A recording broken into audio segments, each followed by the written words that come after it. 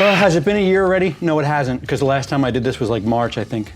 Well, anyway, welcome to the first episode of the 2018 edition of the WILIscredia list. I've done this every year since I've been doing YouTube. If you're new to this, what I do is I rank every new release, 2018 release of the year, top to bottom, bottom to top. I always do that, bottom to top. We start with the worst, or least favorite, should I say. I'm neither sponsoring nor, well, whatever. My least favorite to favorite. I'm not saying that any of these films are bad or excellent. I'm just going in the order that I prefer them. Full disclaimer, some of these movies, the ranking will be lower and higher according to how much I appreciate them, not how I feel they're the best film. There are movies on this list that I think are really well made. They're just not for me and lower than things like Fart Box 2018. I don't think this year will be an issue because Vice was the most recent thing that I've seen, but I think that got a wide release on Christmas. I don't think anything was limited too much. And anyway, even if it were Vice, that would be a problem for 2019. Or maybe if there's something I've seen early in 2018. It doesn't really matter. Anyway, so if you've watched this series before, you've noticed that I've had 113, 105, and then last year I dropped down to 80 movies. Most of it had to do with my location, financial situation, whatever. This year, health was certainly going to put a damper on things. I think I was at like 50 movies around September. And sure enough, I got close enough and I got to a nice even 100. And I wanted to keep it at an even 100, keep it a nice clean series of episodes where the numbers just even. And it's been a pain in the ass because I literally, this list could be 110, 115. I had an opportunity to see about 10, 15 movies over the course of the last couple of weeks of December. I'm recording this right now on the 28th, and I'm not watching another 2018 release out of stupidity and snobbishness for the number 100. I've seen 100 2018 releases, and I will maintain that until January 1st, and then I'm gonna splurge and watch 15 2018 releases. Perhaps if you're a patron and you want to see me rank that little chunk, by all means, let me know. Or okay. Man, I'm rambling like a Rick and Morty bit, huh? What about this microwave? Only $100. That's fair. I'm ants in my eyes, Johnson. Everything's black. I can't see a thing, and also I can't feel anything either. Did I mention that? But that's not as catchy as having ants in your eyes. So that always goes, off by the wayside. I can't feel. It's a very rare disease. All my nerves, they don't allow for the sensation of touch. Here we go. Starting number 100, all the way. My least favorite, ungood. Man, I really wish I didn't see this movie, or maybe I did. And there's just 99 movies that I enjoyed way more. Ein Unfit. Glorious distinction goes to 1517 to Paris. Full disclosure here, did not finish this movie. This was seen by Emily and I on a day where we were in the city. So time probably played into this. Time and having somewhere else to be certainly played into it. There was a screening that we were waiting for, and we decided to kill time and watch 1517 to Paris. In the meantime, made about 20 minutes of this film. So take that with a grain of salt. Did not finish this movie. I've read the rest of the movie, and I've read things that are said about the rest of the movie that make me cringe even harder, because apparently the three real-life soldiers, actors, whatever you want to call them, apparently they struggle with material or what have you. We barely got to seeing the adult versions of them. Man, Clint Eastwood directed this too, and I think that's maybe I'm being harsher on this movie because of Clint Eastwood. We'll get to him again later. 2 releases in 2018. Clint, what? Whoa, ooh. Judy Greer delivers perhaps the most cringiest. There's this giant bubble about this movie that feels like a Pure Flix, Bible Belt America. Like anytime you hear somebody speak poorly about America, like what we are, what we're full of, and you know what we're a little thick-headed about. This movie was that in the first, from what I've seen. Perhaps it straightens out, but it felt so heavy in everything.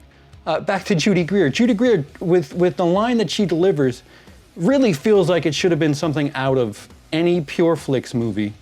And at that moment, I audibly groaned. I don't remember when it happens in the film. I think it's within the first 10 minutes or so. My God is bigger than your statistics. Well, that's great, but do you have any math to support that statement? Ugh. Just a bunch of that. I mean, there's the heavy-handed religiousness. Religion's the most important thing there is. There's just an absolute joke, an American punchline, if you will, about kids with guns, and they're just loading gun after gun after gun after gun on a bed, and with reports of a shooting at a local high school. it's just the kid has an American flag on his wall, and like, fucking, come on, like really. I'm not disparaging anybody's style, anybody's taste. You know, you like guns, that's great. Your kids like guns, that's great. How many kids have the American flag on their wall? The American flag and the cross are extremely prominent in this film. And I don't know if this film realizes it's being so Bible Belt, right-wing America as it is. But the moment the white kid and the black kid have an exchange about guns, it like, oh, it's just the optics. Ooh, ugh. Oh, no. Pure Flix movies are bad. This is the biggest budgeted Pure Flix movie I've seen. I'm not saying that I know who I don't know who distributed this movie. I don't know who produced it. I'm just saying this feels so hard like a Pure Flix movie. And granted, it could course correct and just be a nice hero story in the last 2/3. Not gonna find out. No, thank you.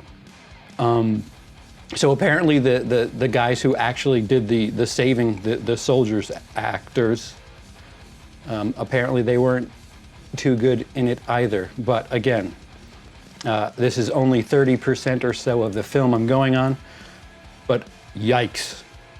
Not good, laughably bad, and just cringy. And that's really unfortunate. Judy Greer delivers 2 of the strangest, most cringiest lines in all of 2018. And we'll get to her other line later on in the series, I guess, but oh.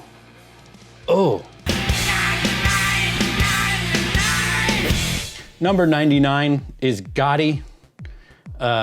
Speaking of being produced by somebody. Hey, everybody remember MoviePass? Well, anyway, MoviePass has a chunk of this movie, and you could tell why they were really pushing it, because they basically don't exist anymore. Ooh, they put their eggs in a weird basket there. John Travolta as Gotti, not incredibly terrible. I mean, it's not like I was jarred. It's just everything about the movie is jarring.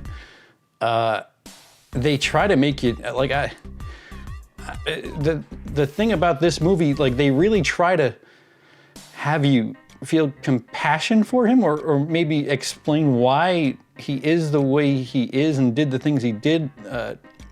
Spoiler: there's a death relatively soon in the film, but it's not soon. It's not early in his life.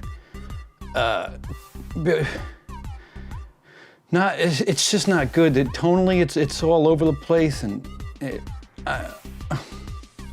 mobster movies are so easy to achieve. Like, I can name you a mobster movie that you probably haven't heard of that's really decently watchable. You know, of course, there's the big ones, but you know, stuff like Donnie Brasco doesn't get enough attention, if you ask me. That's a really good time. That's a really, you know, there's something darkly funny about mob movies, and Gotti, I don't know what the fuck they were doing. They do none of any of it right. It's not that hard. Fucking even the comedies. Analyze this, analyze that. Like, I mean, you play up the stereotype a bit. As somebody who lives in Long Island, where the Gottis are from, hey, maybe I should stop talking as I continue saying that. Yeah, no, 98, here it comes. This is the first time that I've been in the same location for two of these lists. Progress, we're making progress. 98, best friends, with parentheses around the R. What? So The Room is awful, but has charm. This is awful, but is pretentious. That's the worst kind of awful. Apparently written by Greg Sestero, writer of The Disaster Artist, which was a book that documented his experience filming The Room, which was, of course, later adapted into a film with James Franco. This is not that. This, I don't know if this is a passion project. I need to state that I've only seen volume 1. Apparently there's a second part to this that was also released in 2018. Didn't get around to that. I only played like 2 nights here.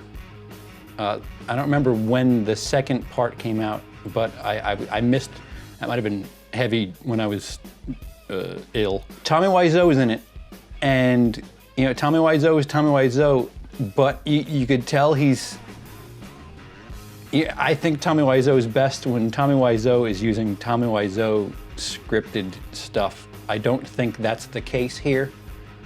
I can't believe I'm saying shit like this. You can't restrict the character of Tommy Wiseau.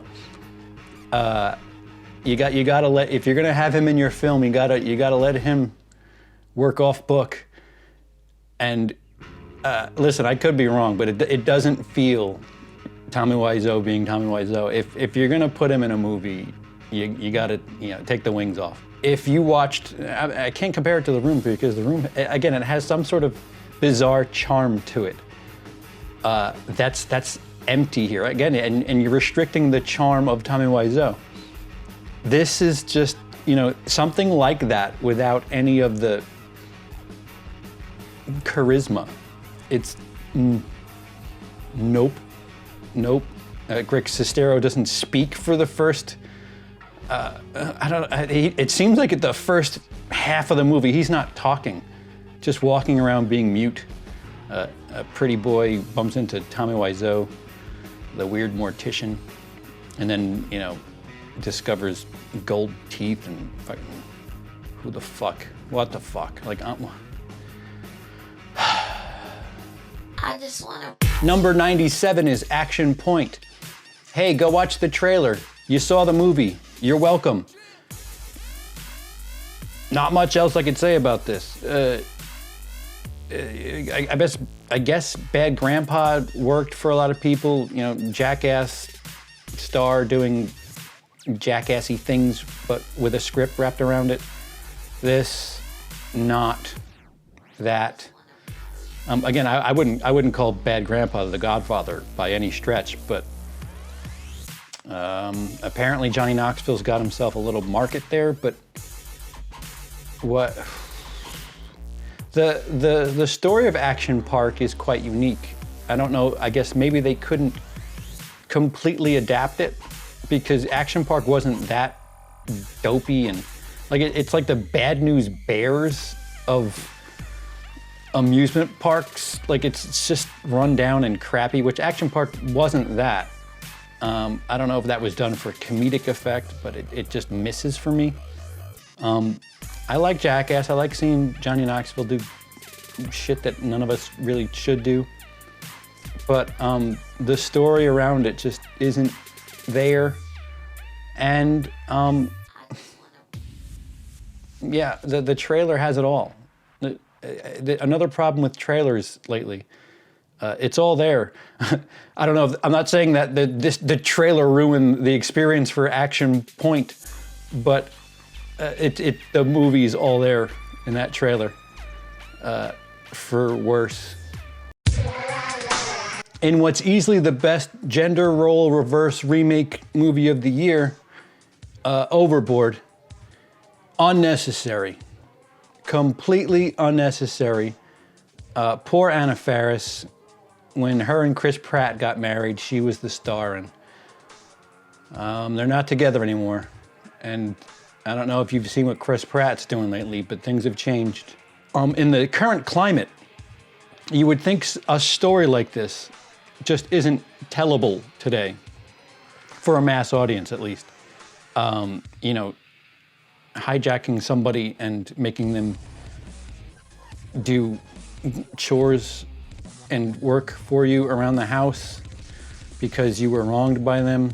It just seems like it doesn't fit the whole Me Too movement or the current ultra-left climate of Hollywood.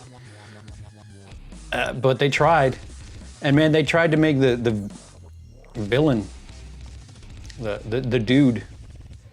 There was moments in the beginning before he becomes who he is. They try making him, I don't know, likable. Like as when he was the douchebag, they tried making him likable, and I don't know. The thing about Goldie Hawn in the original is the people around her were kind of cunty. The husband goes to pick her up and leaves her. The mom is a bit of a fucking cunt. None of that sticks here. I mean, they use lines from the original. They don't have in my opinion, one of the funnier parts. Like every line that's funny, and every the little Arturo where they're swimming together, that fucking whatever the fuck, the ending, the three foghorn things. It's all in this movie. Everything's in this movie. Some quips, jokes, lines from the original in the movie, except the "I just ate a bug" line. Hey, after you clean the kitchen, don't forget, it's garbage day. Garbage day! It doesn't add anything. There's no charm.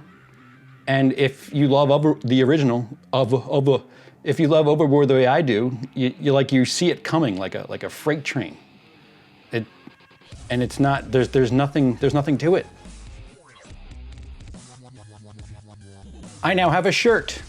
Anybody who contributes $25 on my Patreon receives that lovely shirt with my face on it. And a rather nice thing to say. A thing that I say definitely.